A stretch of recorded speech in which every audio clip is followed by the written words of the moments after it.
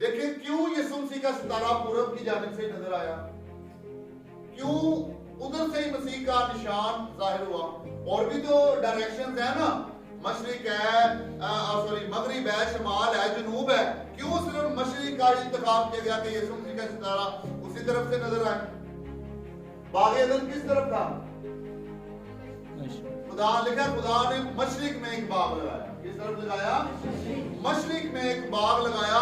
और बागे अदन ही वो जगह है, बागे अदन ही वो आगात है जहां से आदम और खुदा के माबेन जुदाई पैदा हुई, जहां पे आदम और खुदा का रिश्ता टूटा। इसी साइड से जहां पे खुदा ने बाग लगाया था, इसी तरफ से आदम और खुदा एक दूसरे से नाराज हुए, जुदा हुए, उनका रिश्ता टूटा। और यीशु मसीह क्योंकि दरमियानी है, सुलह कराने के लिए आया है आदम और खुदा की।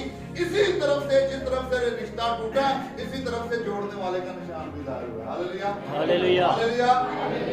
समझ आइए।